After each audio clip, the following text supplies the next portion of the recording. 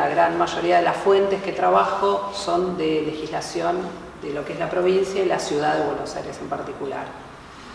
Hago esta salvedad metodológica porque si bien hay cosas que yo digo que pueden ser extrapoladas o nos pueden servir para pensar en una dimensión o armar hipótesis de alcance más general, estrictamente hablando, las fuentes se construyeron de esa forma, ¿sí? Que el eje más interesante tiene que ver con un poco desnaturalizar, que es una palabra que está bastante escuchada, pero que creo que sigue teniendo cierto poder, desnaturalizar lo que sabemos y lo que pensamos, principalmente acerca de los sanitarios. Lo primero que digo siempre cuando me preguntan, pues es un tema bastante anecdótico, es que, digamos, más allá de que cualquiera pueda encontrar en internet cuando busca sanitarios, baños o algo similar, hay antecedentes, digamos, remotos, hay antecedentes en la antigüedad de artefactos o prácticas que se pueden asociar tranquilamente a lo que hoy conocemos como baños, ¿sí? Sin embargo, en realidad los sanitarios como los conocemos son un fenómeno muy reciente. Digo, como los conocemos, quiero decir, asociado a un conjunto de prácticas y de discursos muy específicos, ¿sí? En ese sentido, la significación social ha mutado muchísimo y ha tenido como también manifestaciones locales específicas. ¿Qué quiero decir? En Japón los baños son completamente distintos, lo cual no es menor. Entonces, bueno, como para empezar a datar, la primera normativa que se puede pensar que en lo que después fue nuestro país intentaba regular todo lo que era la orina y la materia fecal y todos los desperdicios humanos o las aguas servidas o las inmundicias, les digo como todos los nombres, como van apareciendo en los documentos. En realidad, la primera intención, según lo que yo pude ver por fuentes y lo que leí de algunos comentaristas que trabajaron en el tema, aunque sea tangencialmente, es de Bertiz, en Buenos Aires, del siglo XVIII. Para mi sorpresa, pero caí en la cuenta de que Bertiz era una suerte de protourbanista. O sea, Bertiz tenía preocupaciones que para la época, en realidad si pensamos que el urbanismo y todo lo que es el higienismo, la preocupación por la salud pública es más bien del siglo XIX, Bertiz en el siglo XVIII era bastante como de vanguardia. No obstante, aunque Bertiz intenta regular, digamos, los mecanismos de tramitación y de administración de los desperdicios humanos, sus intenciones quedan de alguna forma interrumpidas, entre comillas, por los procesos, por las guerras independentistas. Digamos, todo lo que para nosotros es el primer proceso independentista, digamos, define un marco en el cual la preocupación pasa a ser claramente otra. La normativa, cuando se la mira desde 1810, absolutamente toda la normativa está apuntada a, por ejemplo, organizar milicias a nivel local. Por ejemplo, el vecino tal de la cuadra tal solicitó un fusil porque el suyo no funciona. Así, necesita uniforme. Esa era una problemática. Otra problemática era, no sé, definición de límites. Aparece la higiene por primera vez en 1848, asociada al cólera. El cólera era una preocupación, pero una preocupación más que nada, no tanto porque estaba en Europa, sino porque había estado en Brasil. Aparecen ahí las preocupaciones muy, muy fuertes. Y porque los higienistas eran gente muy viajada y era gente en realidad que tenía un contacto súper estrecho con Europa. Entonces, una preocupación foránea que tiene una forma como bastante interesante en nuestro territorio. A partir de ahí, de mediados del siglo XIX, es muy rápido cómo se suceden las cosas. empieza, digamos, la normativa urbanística de salud pública empieza a proliferar a un ritmo que es inusitado.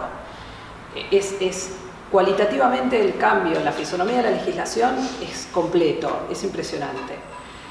Y ahí es que aparecen las primeras legislaciones que nos empiezan a dar indicios de que se vuelve un problema real el tema de la administración de los desperdicios humanos.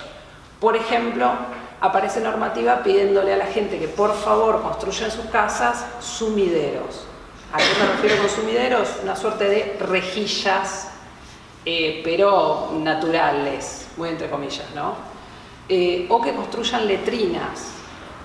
Que la letrina tampoco tenía la fisonomía actual. La letrina en realidad eran 4 paredes de madera que amparaban al pozo ciego o al pozo negro, ¿sí? Y que estaban en general localizadas también. Si pensamos en un terreno hipotético que puede ser como un conventillo así a lo largo, en el fondo. También otra nota al pie, es súper importante, que sobre esto por ahí vuelvo un poquito, pensar en lo que era la Buenos Aires del siglo XIX, de mediados del siglo XIX, que más que como nos la pintan las postales, como dice Liernur, se parecía bastante más a una aldea, digamos, ¿no? Hay como muchos relatos de viajeros diciendo que Buenos Aires era bastante precaria, no había esas, digamos, las construcciones monumentales, todavía no habían llegado, por lo menos en términos de vivienda, eso todavía era muy, muy incipiente. Entonces, bueno, en ese punto aparece la primera normativa, y la normativa que a mí me parece como más interesante, que es también de esta época, es una que dice, se establece una multa para la gente que arroje agua servida por la ventana o a la calle. Claro, cuando yo me encontré eso dije, esto es fundamental, porque si aparece esta normativa, es claro que eso se seguía haciendo. Y estamos hablando de 1860. Es una locura, digamos, en términos históricos es una locura, es muy reciente. Entonces, bueno, yo ahí empiezo a mirar y desde esa normativa ya me parece como que se puede empezar a pensar el tema, pero en 2 direcciones. ¿Por qué?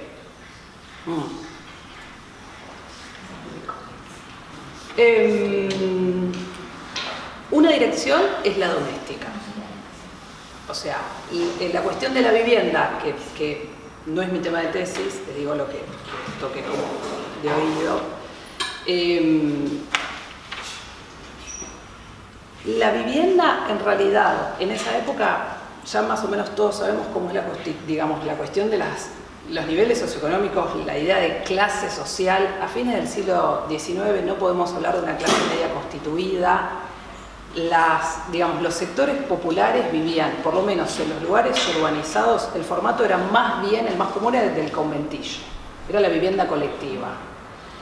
Con lo cual, ahí hay un proceso que es de alguna forma independiente, porque el sanitario va a tener una identidad doméstica, como lo concebimos hoy, bastante tiempo después con los planes de vivienda, todas hipótesis, no es mi tema de tesis, digamos, por lo que yo vi al pasar, el radicalismo y con el peronismo.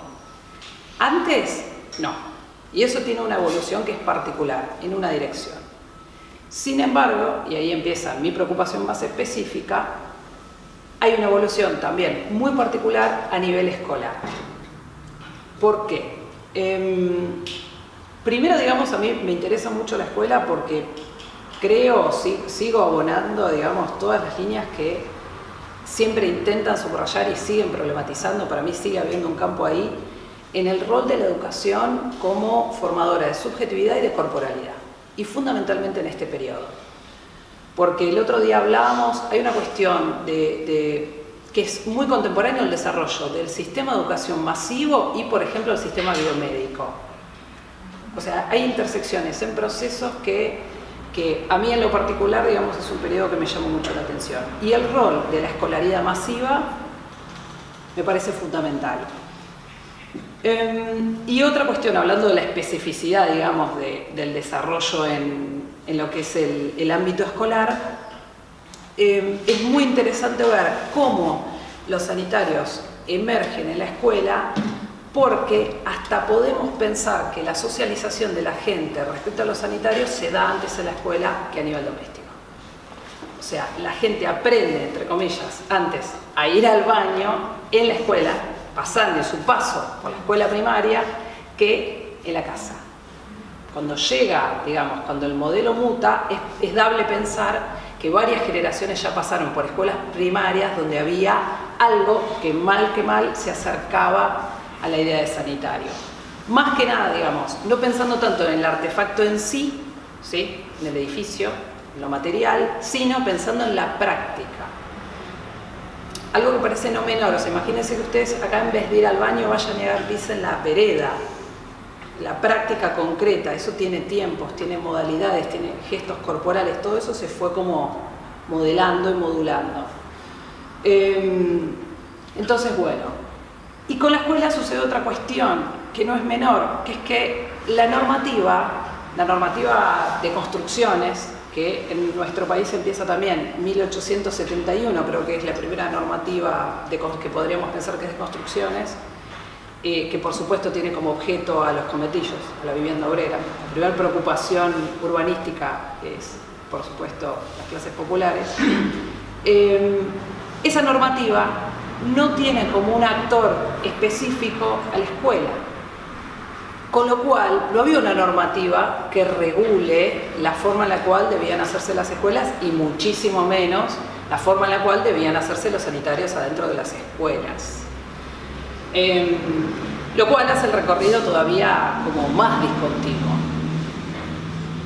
En ese punto hay solamente una normativa de 1879 donde de hecho se aboga porque ya se conocía en Inglaterra el sistema inglés, se le llama, que es el sistema tipo con descarga de agua y con algo que podríamos pensar como un inodoro.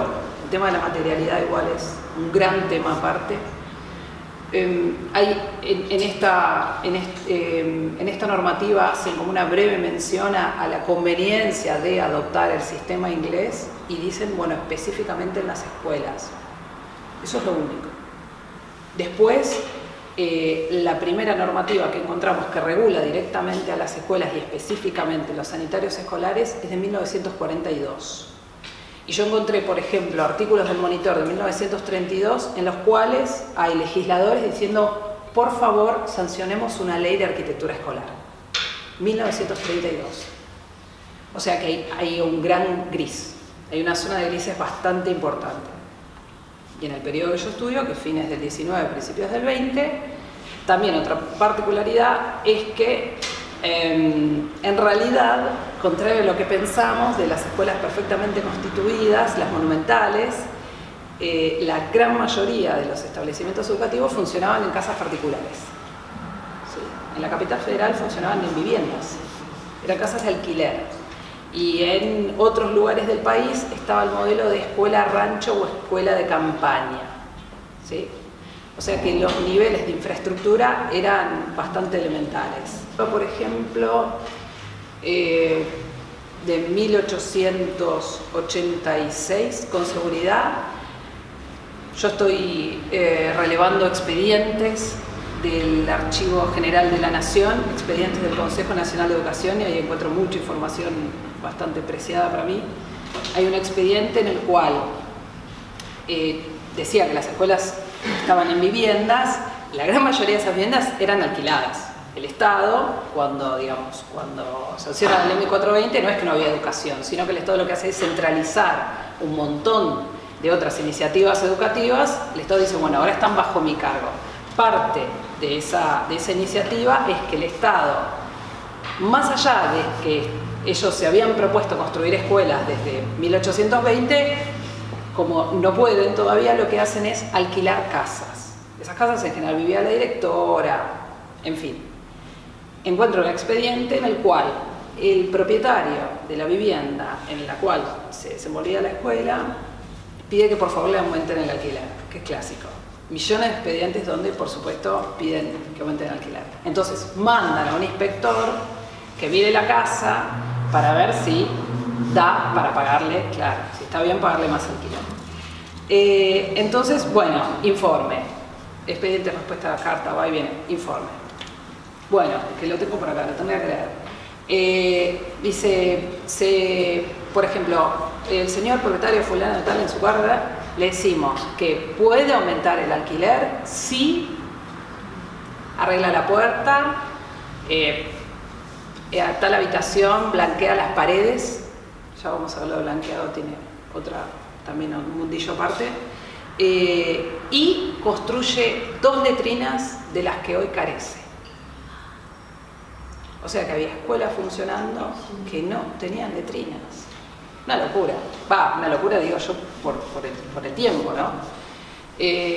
Otro expediente, porque hay otro tema fundamental, que lo hablábamos ayer también, que es que contrario a lo que podemos pensar, digamos, hay un nudo problemático alrededor de pensar los sanitarios o la emergencia de los sanitarios vinculada a preocupaciones de higiene.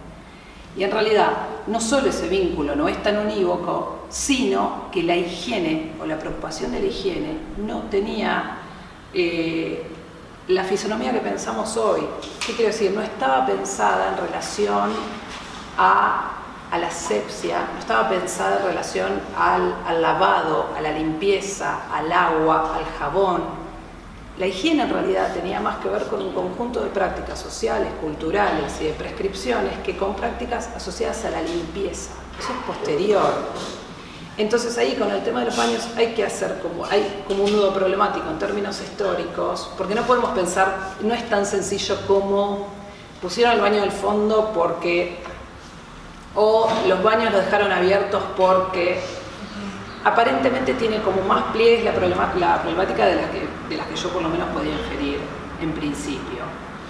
Entonces, por ejemplo, año creo que 1889, ahora no me acuerdo, pero más o menos en esa década, se muere, ayer les contaba ese ejemplo, se muere en una escuela un chico de difteria, ¿sí? Era el hijo de la directora. Se muere inmediatamente, es una enfermedad infecciosa, ¿no?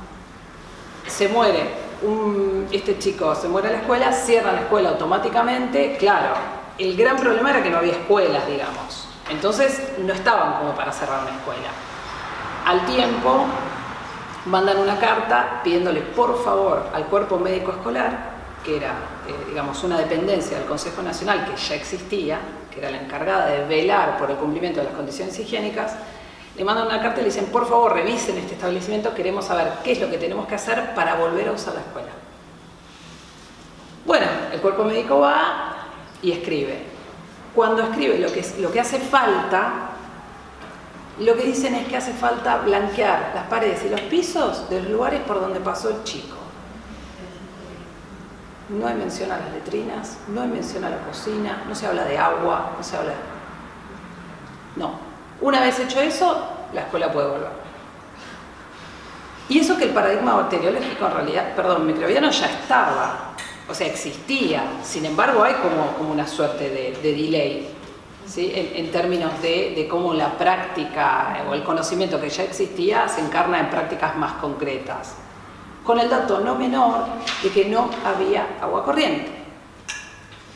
Entonces, hasta 1890, con seguridad, las letrinas, los baños, no eran un problema. No aparecen en los planos, en muchos planos no aparecen. Ya sabemos que no estaban por este tipo de expedientes. No aparecen en los presupuestos, porque he visto presupuestos súper detallados de reformas, lugar por lugar, aula, patio, así. No aparecen. No aparecen en los informes del cuerpo médico escolar. No están virtualmente, digamos, ¿no?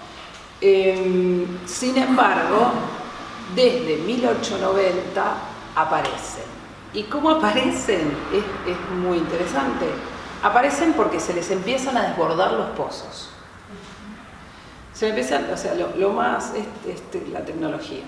Se les empiezan a desbordar los pozos, entonces empiezan a llamar a los carros atmosféricos que ya existían, pero eran también como bastante nuevos, pero se usaban mucho para las viviendas, digamos.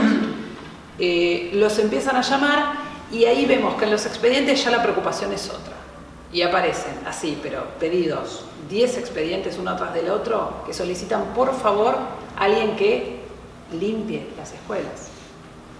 Aparece, por primera vez yo veo la palabra limpieza.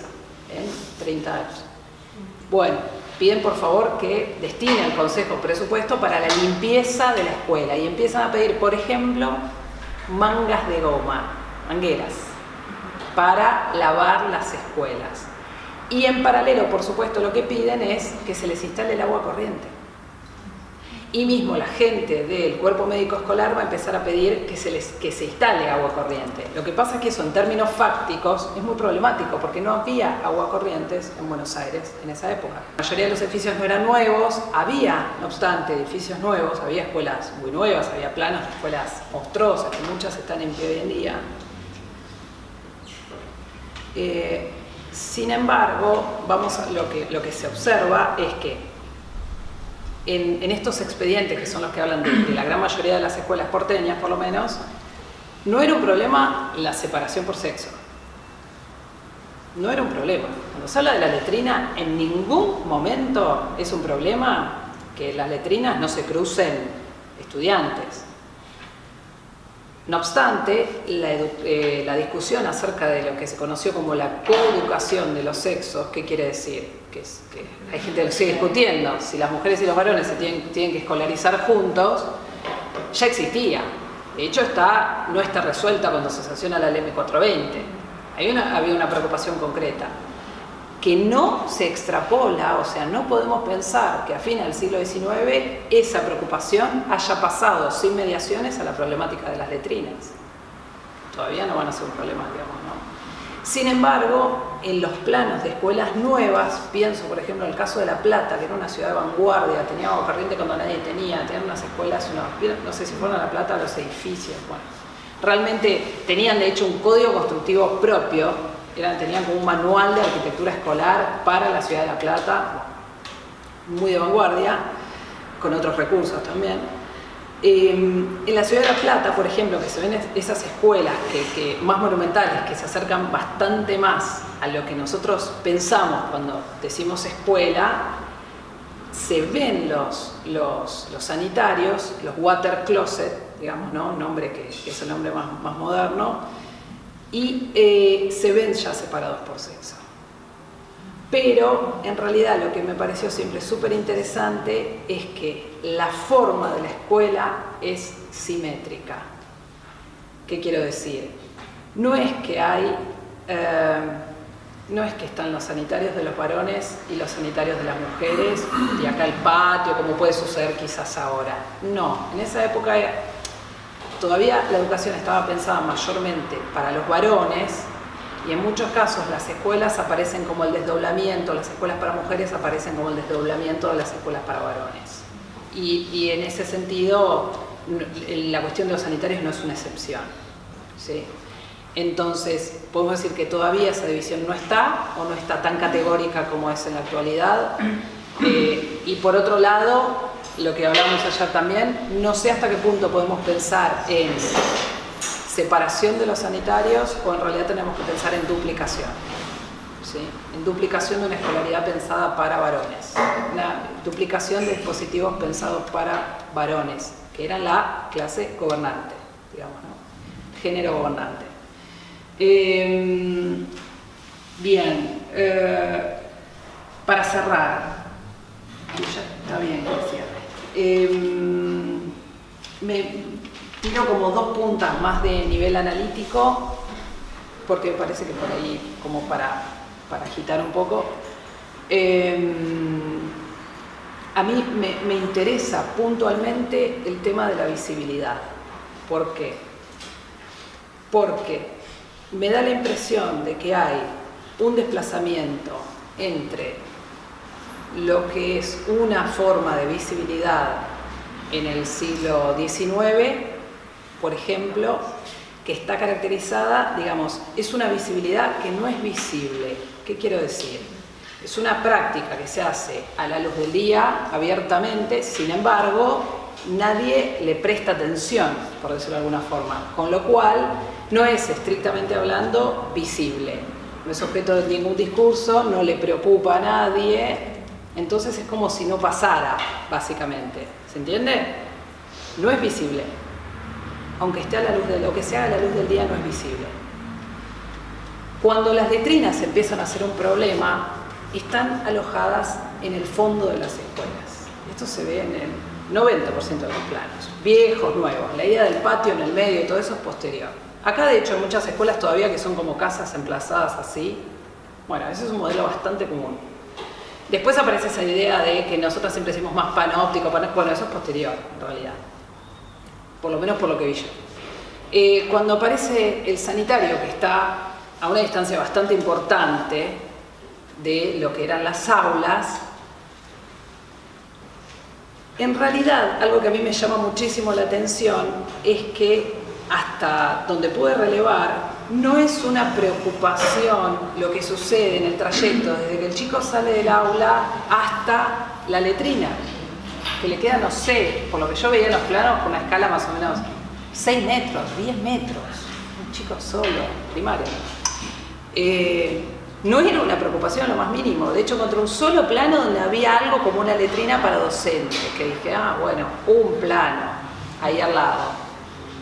No era una preocupación, o sea, ahí hay una visibilidad relativa, porque hay un locus, hay un lugar para la práctica, que es la letrina, donde ya se la señala, ok, esto es el lugar para, ¿sí? Ahí hay un lugar, hay una visibilidad.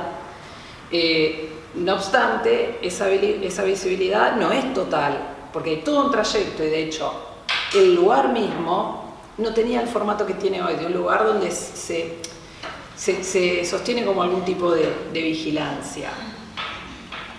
Y después pienso en el modelo como más actual, porque en el momento en el cual ese trayecto se techa y en el medio queda el patio, y se pone una maestra en el patio vigilando, o se establecen horarios, ¿no? Y mecanismos para regular la práctica, hasta como el extremo, ya como la hipérbole de la visibilidad, que es pretender poner una cámara en los baños, me parece que ahí hay algo como súper importante para discutir. El tema de la visibilidad. ¿Cuán visible queremos, nos interesa, no queremos políticamente?